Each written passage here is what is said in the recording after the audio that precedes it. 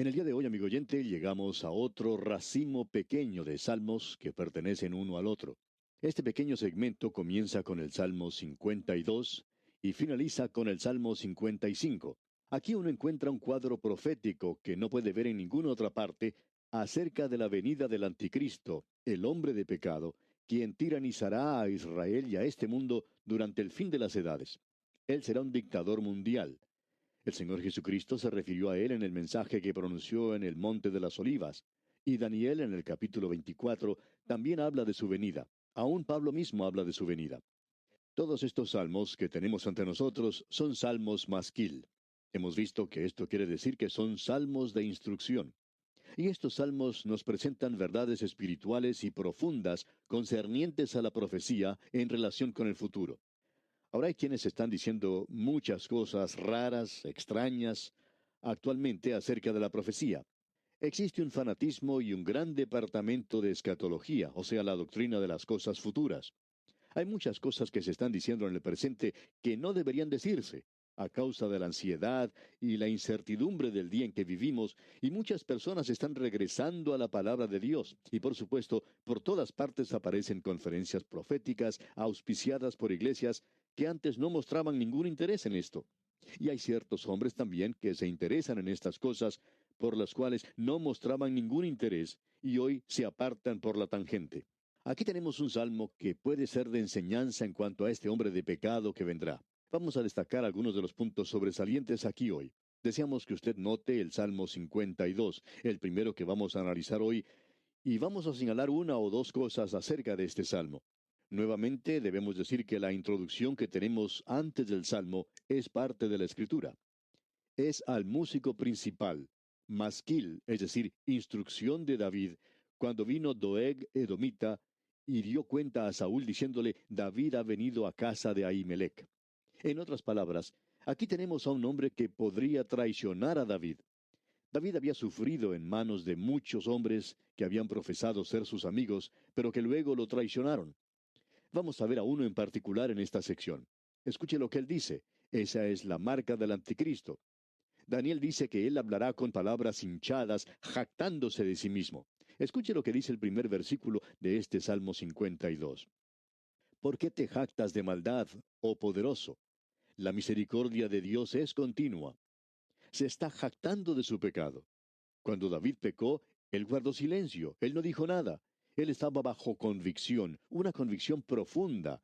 Pero cuando el hombre del mundo peca, él se regocija en eso, él se jacta del pecado. Eso es parte del anticristo. Él se jactará de esas cosas. Y usted puede darse cuenta que esa es la diferencia que existe entre el Hijo de Dios y el Hijo del Diablo. El Hijo de Dios puede pecar como el hombre del mundo peca, porque ambos tienen la misma naturaleza, la vieja naturaleza. Pero amigo oyente, la diferencia es esta. El hombre de Dios no se jactará de su pecado. Él inclina su cabeza con vergüenza, él se aborrece a sí mismo. En cambio, el hombre del mundo se jacta de lo que ha hecho.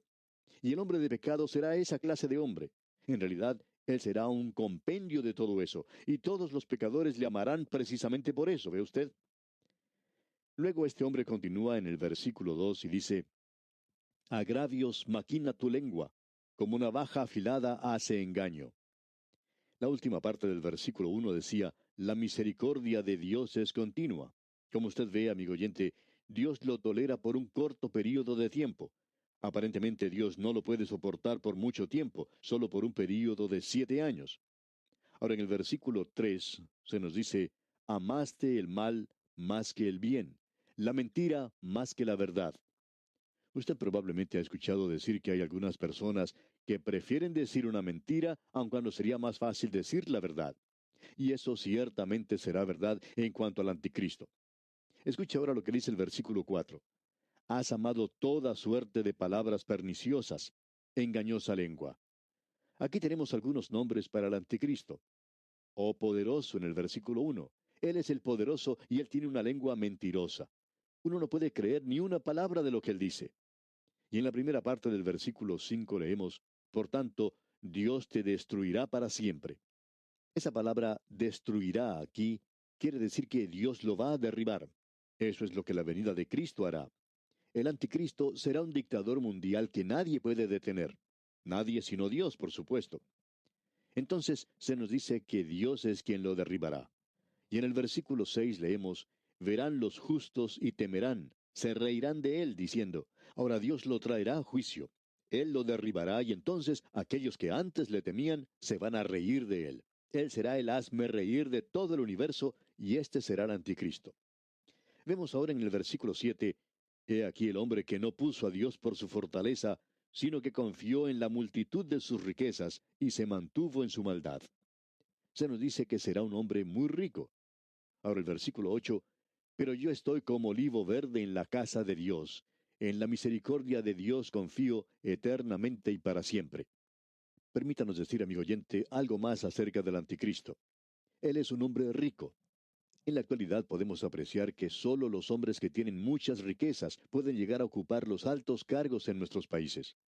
Tememos que los próceres de nuestras naciones no podrían llegar a ser presidentes en la actualidad.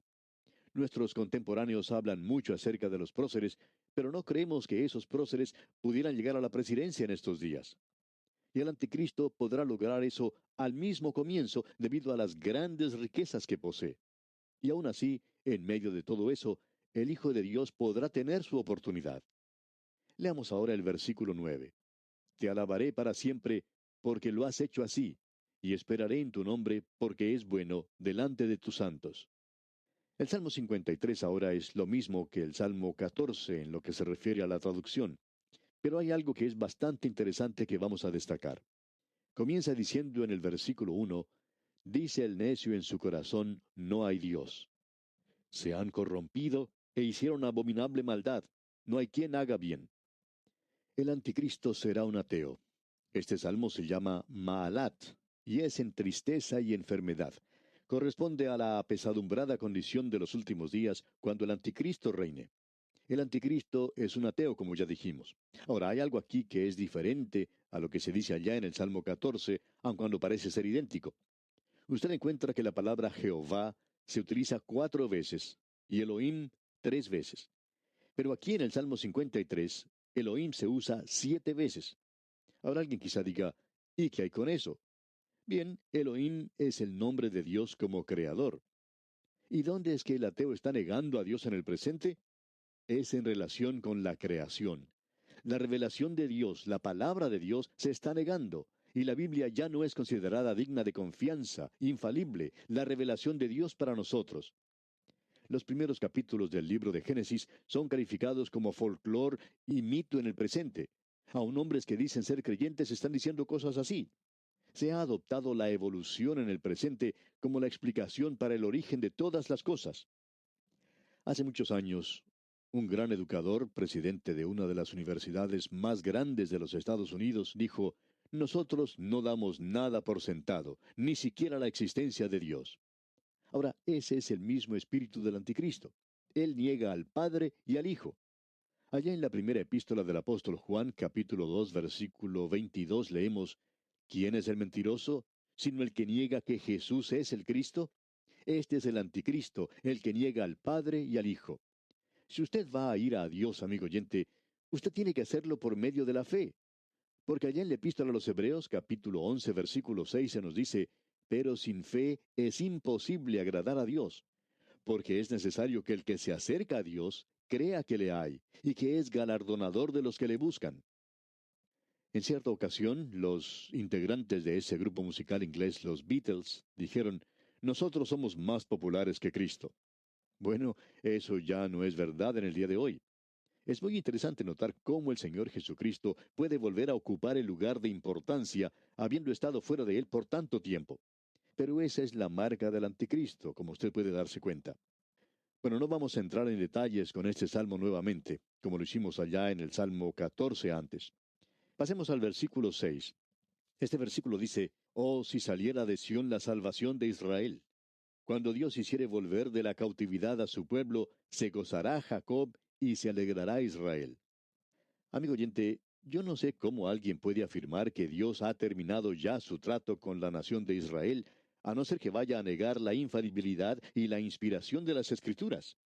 Este versículo 6 dice, leámoslo otra vez, oh si saliera de Sión la salvación de Israel. Cuando Dios hiciere volver de la cautividad a su pueblo, se gozará Jacob y se alegrará Israel. Nos agradaría ver cómo uno puede evitar lo que se dice aquí acerca de Israel. Sin embargo, hay hombres que dicen eso hoy y que dicen ser creyentes. Muchos amilenaristas en el presente han espiritualizado el libro de Apocalipsis. Y opinamos que el espiritualizarlo es negar prácticamente la inspiración de la Escritura. Y aquí usted tiene que aceptar, es decir, usted tiene que aceptar, si cree en el lenguaje, que Sión quiere decir Sión, Jacob quiere decir Jacob, e Israel quiere decir Israel. Dios quiere decir Dios. Así es que no podemos entender mal todo esto. Y llegamos ahora al Salmo 54. Está incrustado aquí, por así decirlo, y es un salmo corto, breve, maravilloso, ya que en medio de todos los problemas y la gran tribulación, uno puede escuchar el clamor de la fe de parte del remanente del pueblo de Dios, y creemos también que es de parte de esa gran compañía de gentiles. Creemos que es necesario conocer algo aquí de los antecedentes históricos, y pensamos que deberíamos de leerlo. Dice, al músico principal en Nejinot. Usted recordará que eso se refiere a un instrumento musical. Es un instrumento de cuerda. Luego continúa diciendo masquil de David, es decir, otro salmo de instrucción. Cuando vinieron los cifeos y dijeron a Saúl, ¿no está David escondido en nuestra tierra? O sea que ellos traicionaron completamente a David. Y tenemos el registro de esto allá en el primer libro de Samuel, capítulo 23, versículo 19. Y no vamos a leer eso ahora, pero quizá usted tenga tiempo para hacerlo. Ahora ellos llegaron a Saúl y le dijeron dónde estaba David. David se enteró de eso, y escuche lo que dice aquí en el Salmo 54. Leamos los primeros dos versículos. Oh Dios, sálvame por tu nombre, y con tu poder defiéndeme. Oh Dios, oye mi oración, escucha las razones de mi boca. Se nos dice que en el tiempo de la gran tribulación, un hermano traicionará a otro hermano. Solamente será una época de traiciones, una cosa terrible, pero es cierto. Ahora el versículo 3 dice, porque extraños se han levantado contra mí, y hombres violentos buscan mi vida, no han puesto a Dios delante de sí. Es una multitud sin Dios la que lo traicionará. Y ahora pasamos al Salmo 55. Y como ya hemos dicho, estamos destacando apenas los puntos sobresalientes de estos salmos. Este es otro salmo masquil, un salmo de instrucción, y es el último de esta serie que hemos colocado juntos, estos cuatro salmos muy destacados. Creemos que estos son los días más tenebrosos del período más tenebroso de la historia del mundo. Es decir, es la tribulación en su momento más oscuro. Y el hombre de pecado, el anticristo, es señalado aquí en este salmo de una manera muy destacada. Creemos que es esto que muchos de aquellos que son estudiantes de la profecía nunca han considerado. Aquí tenemos la información histórica de este salmo. Dice, al músico principal en Nejinot, masquil de David. No se nos indica toda la información acerca de este salmo. Creemos que esto es lo que él quería que nosotros buscáramos. Usted recordará que cuando el propio hijo de David, Absalón, estaba encabezando una rebelión contra él, David abandonó a Israel. Él se dio cuenta que muchos de los suyos se habían pasado al bando de Absalón, y él no quería que su amada ciudad, Jerusalén, el monte Sión, llegara a ser destruida. De modo que él regresó a las cuevas en la montaña para permanecer allí. Y aquí tenemos a alguien que traicionó a David, como apreciaremos al leer este salmo. Esto se refiere a la experiencia que él tuvo. Usted recordará que cuando él salió de la ciudad, él iba llorando, y le dieron aviso a David de que Aitofel se había pasado al bando de Absalón, y Aitofel había sido un miembro de su propio gabinete, y él había trabajado muy cerca de David. Así es que él ahora se había pasado al otro bando y había traicionado a David. Vamos a leer algunos versículos de este relato allá en el segundo libro de Samuel, capítulo 15, versículos 30 y 31. Allí dice, y David subió la cuesta de los olivos, y la subió llorando, llevando la cabeza cubierta y los pies descalzos. También todo el pueblo que tenía consigo cubrió cada uno su cabeza, e iban llorando mientras subían. Y dieron aviso a David diciendo, Aitofel está entre los que conspiraron con Absalón. Entonces dijo David, entorpece ahora, oh Jehová, el consejo de Aitofel. Hasta aquí la lectura. Y creemos que Dios hizo precisamente eso. Debemos decir aquí que este es uno de los salmos más destacados que tenemos. Y vamos a señalar ahora sus puntos sobresalientes. En especial quisiéramos que usted note la última parte de este salmo. Sin embargo, Al comenzar el Salmo dice en los versículos 1 y 2, Escucha, oh Dios, mi oración, y no te escondas de mi súplica. Está atento y respóndeme. Clamo en mi oración y me conmuevo. David es como ese dicho que dice que la rueda que rechina es la que recibe más grasa. David dice que él está clamando al Señor en oración.